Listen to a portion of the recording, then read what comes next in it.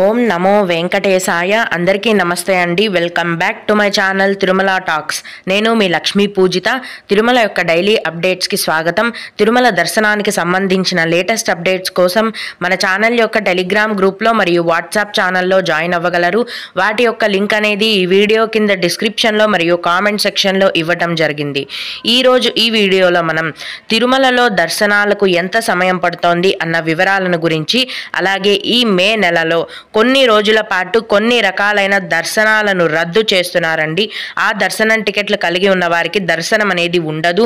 ఇది చాలా ముఖ్యమైన విషయం కాబట్టి వీటి యొక్క పూర్తి వివరాలను గురించి, అలాగే భక్తులు అడిగే కొన్ని ముఖ్యమైన దర్శనం వివరాలను గురించి కూడా తెలుసుకుందాం. కనుక వీడియోని చివరి వరకు చూడండి.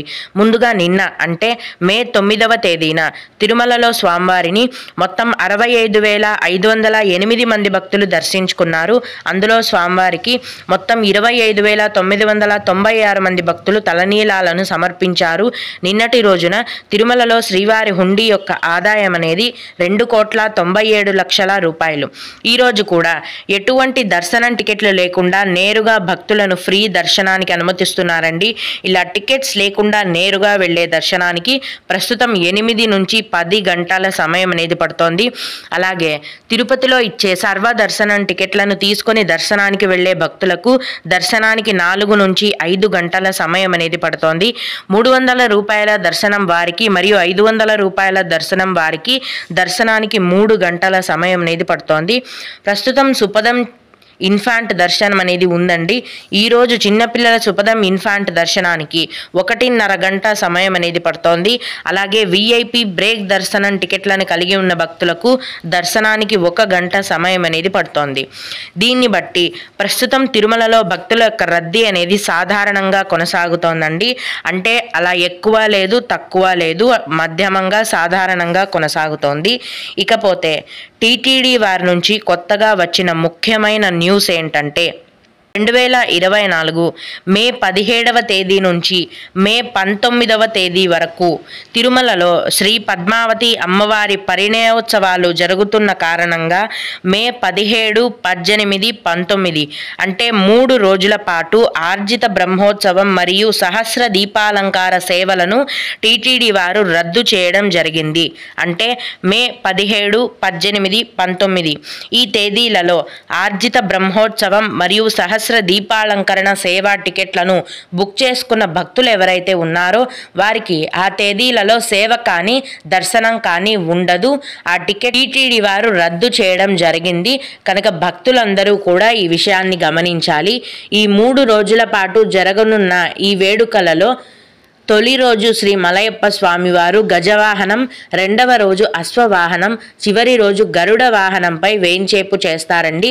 భక్తులు ఈ 3 రోజులు కూడా ఈ వాహన సేవలలో స్వామివారిని తిరుమాడ వీధులలో దర్శనం చేసుకోవచ్చు. ఇవండి టీటీడీ వారి నుంచి వచ్చిన అప్డేట్స్. ఇప్పుడు భక్తులు అడిగే కొన్ని ముఖ్యమైన దర్శనం వివరాలను తెలుసుకుందాము. ఇవి అడిగిన వారికే కాకుండా దర్శనానికి వెళ్లే ప్రతి ఒక్కరికి కూడా ఉపయోగపడతాయి.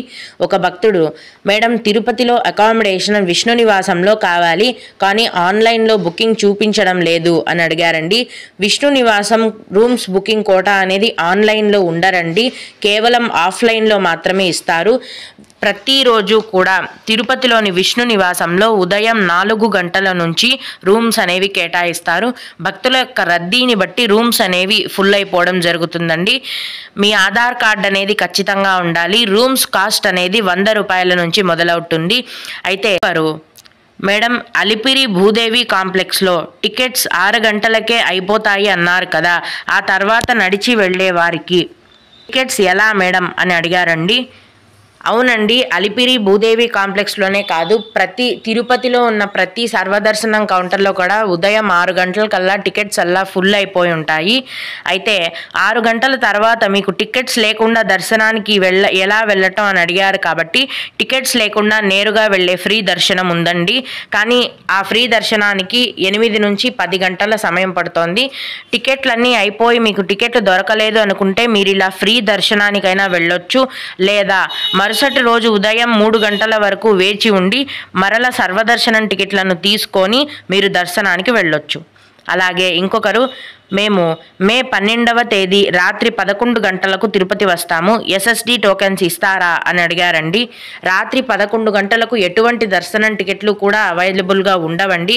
మీరు రాత్రి 11 గంటలకు తిరుపతి వచ్చిన తర్వాత నైట్ అంతా కూడా హోటల్లో రూమ్ తీసుకొని స్టే చేయాల్సి ఉంటుంది. ఉదయం 3 గంటల నుంచి ప్రతిరోజు కూడా శ్రీనివాసం కాంప్లెక్స్, విష్ణు నివాసం కాంప్లెక్స్ మరియు అలిపిరి భూదేవి కాంప్లెక్స్లో ఉదయం 3 గంటల నుంచి ఉచిత సర్వదర్శనం టికెట్లను ప్రతిరోజు కేటాయిస్తారండి.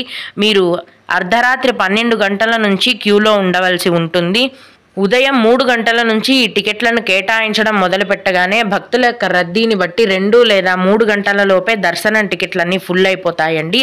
మీ యొక్క ఆధార్ కార్డ్ ద్వారా ఈ దర్శనం టికెట్లను తీసుకొని మీరు దర్శనానికి వెళ్ళగలరు. ఓం నమో వెంకటేశాయ. మీకు కూడా ఇలా ఏవైనా సందేహాలు ఉంటే కనుక ఈ వీడియో కింద కామెంట్ సెక్షన్లో తెలియజేయగలరండి. నేను వాటికి ఖచ్చితంగా రిప్లై ఇవ్వడానికి ప్రయత్నిస్తాను. ఇవి ఇవాల్టి తిరుమల అప్డేట్స్. ఇలాంటి మరిన్ని వీడియోల కోసం నా ఛానల్ని సబ్స్క్రైబ్ చేసుకోండి. ఈ వీడియోని లైక్ చేసి షేర్ చేయగలరు. ఓం నమో వెంకటేశాయ.